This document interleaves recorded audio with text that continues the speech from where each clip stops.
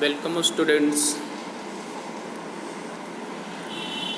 Today of study second law of motion. ठीक है, आज हम लोग सेकंड लॉ ऑफ मोशन के बारे में स्टडी करेंगे। पिछले टॉपिक में हमने जो है फर्स्ट लॉ ऑफ मोशन के बारे में स्टडी की है। ठीक है, जैसे कि लिखा हुआ सेकंड लॉ ऑफ मोशन में बताई गई है, the first law of motion indicate that when an unbalanced external force act on an object, यानी यहाँ बताई गई है कि पिछले फर्स्ट लॉ में हमने पढ़ा था कि कोई भी ऑब्जेक्ट हो उस पर जब तक बाहरी फोर्स, अनबैलेंस फोर्स, असंतुलित बल कार्य नहीं करता है तब तक वह मोशन में नहीं आता है। ठीक है,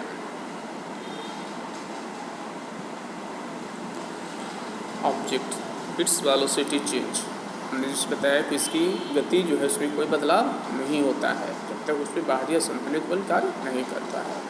that is the object get is the acceleration. We would now like to study how in the acceleration of the object depend on the force applied in how we measure in force। लेकिन यहाँ पर जो हम study करेंगे उस पर ये पता करेंगे कि जब हम लोग किसी ऑब्जेक्ट का एक्सेलरेशन जब उत्पन्न होती है तो उस पर फोर्स अप्लाई होती है कितनी होती है उसको हम मापने के लिए जानेंगे। Let us recall some the observation from our everyday life. हम लोग पर डे जो है प्रत्येक दिन जो है ऑब्जर्वेशन इसका कर सकते हैं कि हमने कहाँ पर फोर्स अप्लाई किया। ठीक है, let us recall some observation from the everyday life during in the game of table tennis if the ball hit the player it is not hunt him. ऐसे इसमें बताई गई है कि जब कोई प्लेयर जो है, खिलाड़ी जो होते हैं, ठीक है, वो टेबल टेनिस जब खेलता है तो उसमें किसी प्लेयर को किसी प्रकार की चोट नहीं लगती है। On the other hand when the fast moving cricket ball hits the spectator it might hunt him। लेकिन जैसे ही जो है अगर कोई क्रिकेटर, ठीक है, प्लेयर जो खेलता है तो क्रिकेटर के बॉल से किसी को लगता है तो उसको चोट लग सकती है और लगती भी है। ठीक है, A track race does not require any attention when parked along the roadside। जब कहता है कि जब कोई ट्रक जो है रोड के साइड में अगर पार्क किया रहता है तो वह किसी को नुकसान नहीं करता। But moving truck even the speed and low as 5 kilometre per second में killing the person standing the path. लेकिन वही अगर कोई ट्रक है 5 किलोमीटर पर सेकेंड के स्पीड से अगर चलती है और किसी को ठोकर लगा देती है तो वह इंसान मर जाता है। ठीक है, a small mass such as the bullet में killing the person when fired from the gun. वहीं बताएगी एक छोटी सी जो गोली होती है, बुलेट गन की जो गोली होती है, वह एक पर्सन को बहुत जल्द ही क्या कर सकती है, मार सकती है। These observation suggest that in the impact produce by in the object depend on their mass and velocity. तो ये सब चीज़ें जो है, ठीक है, वह किसी वस्तु के मास और उस वस्तु के वेलोसिटी पर डिपेंड करता है। ठीक है, कि कितनी मास है और कितनी उसकी वेलोसिटी है। Similarly if in the object is to be accelerated we know that in the greater force is required to in the give the greater velocity। कहता है कि अगर किसी एनीथिंग वस्तु जो अगर कोई ऑब्जेक्ट है तो उसका अगर फोर्स उस पर अधिक लगेगा तो उसका वेलोसिटी भी ज़्यादा होगी और मास भी ज़्यादा होगी। In other words they appears to exert some quantity of importance that combines the object mass and the velocity। one such property called momentum. कहा गया है कि कोई अगर ऑब्जेक्ट है, ठीक है, उसका मास और उसकी वेलोसिटी, ठीक है, इन दोनों का जो रिलेशन बनता है उसे कहा गया है आपका मोमेंटम। जैसे लिखा है in other words the existence importance combined with the object's mass and velocity ones of the property called momentum। ठीक है, आप यहाँ पर देख पा रहे होंगे।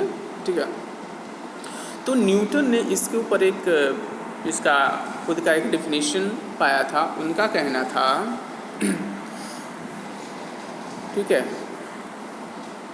उनका कहना था कि द मोमेंटम पी, मोमेंटम को किससे इंडिकेट किया जाता है? पी से, याद रखिएगा।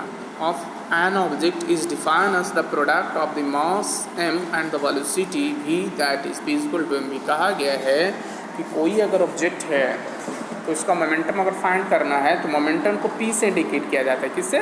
p से। तो p इक्वल टू होता है product of mass into velocity, ठीक है, यानी p इक्वल टू mv, ठीक है। तो ये मोमेंटम का फार्मूला है, दिस इज इम्पॉर्टेंट, बहुत ही महत्वपूर्ण फार्मूला है, आपसे पूछा जा सकता है, ठीक है, ये ऑब्जेक्टिव क्वेश्चंस में, ठीक है। तो इस तरह से इसे याद रखिएगा। Is equal to mv, momentum has both direction and magnitude. अब मोमेंटम जो है उसका डायरेक्शन मैग्नीट्यूड दोनों होते हैं। It direction is the same as that of velocity v, that is SI unit of momentum is kilogram metre per second. This is important, ये जो है आपका एकदम महत्वपूर्ण है कि भाई ये किलोग्राम पर सेकंड पर मीटर, यानी आपसे पूछ सकता है इसमें, ठीक है,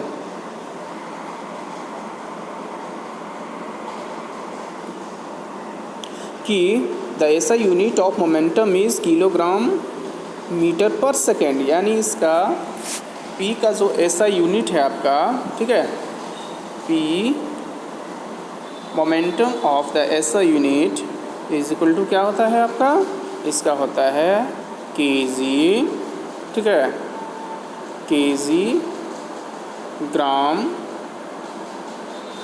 मीटर पर सेकेंड, kgm पर सेकेंड, ये आपकी होती है इसका मोमेंटम का SI यूनिट, SI यूनिट, ठीक है। SI unit of momentum is क्या होती है? kg मीटर पर सेकेंड, ठीक है।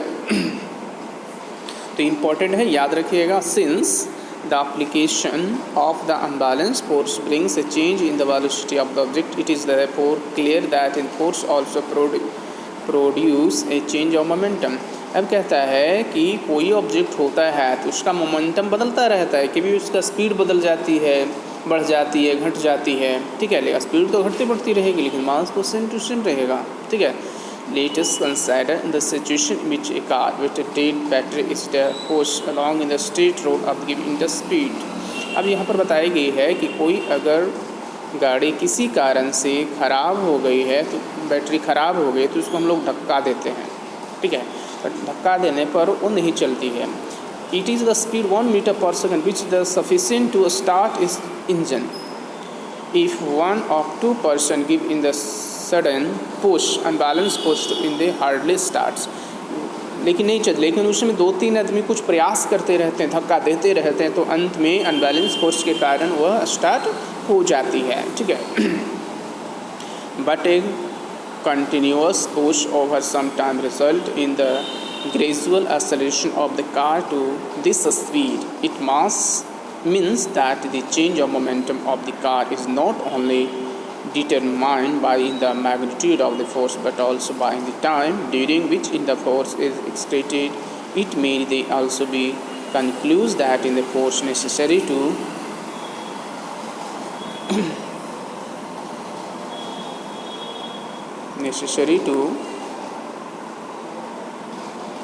change the momentum of an object depends on the time, rate and which the momentum is changed. The second law of motion state that in the rate of change of momentum of the object is proportional to in the applied unbalanced force in the direction of force।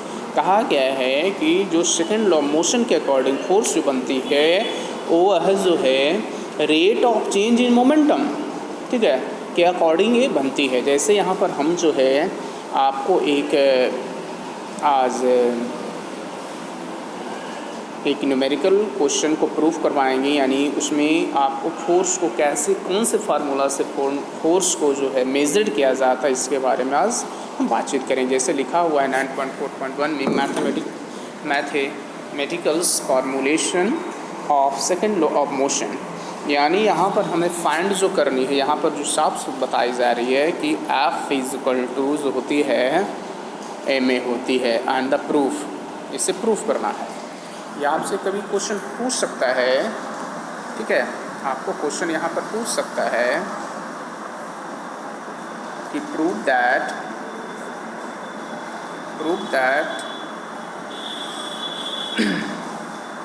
F is equal to M A. तो आज इसे, या ये भी पूछ सकता है यहाँ से आपको कि डेरिवेट ऑफ, ठीक है, derivative of second law of motion, second law of motion, ठीक है।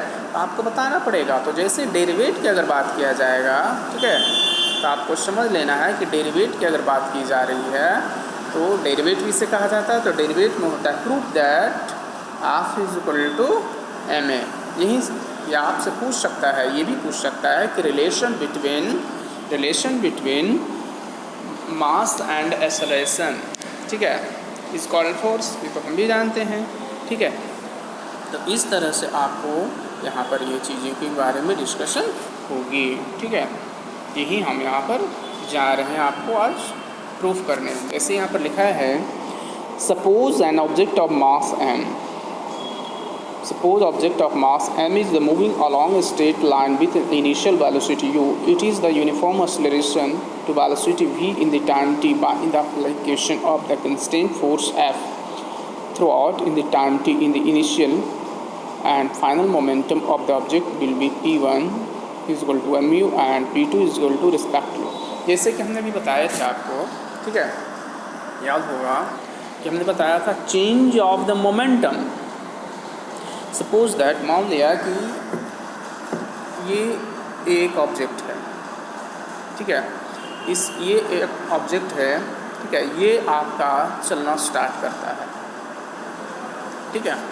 अब यहाँ पर देखते हैं इसका एक अपना मास भी तो होगा, इसका एक अपना मास है, ऑब्जेक्ट है ना ये, इसका मास है और ये कोई न कोई स्पीड से तो चलना प्रारंभ किया है, तो ये यू कहलाएगा। तभी हमने बताया था कि P इज इक्वल टू होता है एम भी। क्या होता है? एम भी। यहाँ पर हम देखते हैं P इज इक्वल टू जो हमारा हो गया m का m हो गया, अभी क्या है u, तो एम यू, तो हम P1 फर्स्ट मान लिए। लेकिन यही स्थिति में जो है ये ऑब्जेक्ट है, इसका स्पीड बढ़ भी तो सकता है कि नहीं बढ़ सकता है? ऑफ कोर्स बढ़ सकता है। तो जैसे ही बढ़ेगा तो ये क्या हो जाएगा आपका P2 is equal to M भी, P2 is equal to M भी, क्योंकि पहले इनिशियल पर फाइंड है, ये आपका इनिशियल के अकॉर्डिंग हो गया, ठीक है, वेलोसिटी, और ये हो गया आपका फाइनल वेलोसिटी के अकॉर्डिंग आपका हो गया, ठीक है। तो देख एक ही ऑब्जेक्ट का दो मोमेंटम, तो चेंज ऑफ द मोमेंटम हमने भी स्टडी किया था ना, चेंज ऑफ द मोमेंटम, ठीक है। तो हम देखते हैं, अभी हमने बताया कि P1 is equal to M U और P2 is equal to M भी, ठीक है। तो हम यहाँ पर देखते हैं the change of the momentum. तो चेंज ऑफ मोमेंटम की अगर बात करते हैं तो P इज इक्वल टू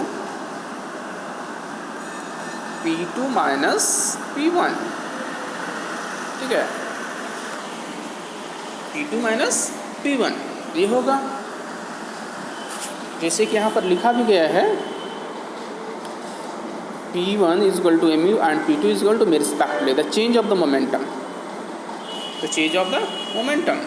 तो चेंज ऑफ मोमेंटम में आप देख पा रहे हैं यहाँ पे कि प्रोपोर्शनल टू, ये साइन जो आपको दिख रहा है प्रोपोर्शनल टू है, ठीक है, proportional to P2 minus P1, proportional to M V minus M U. M V minus, क्योंकि यहाँ पर हमने अभी बता दिया था कि भाई ये जो है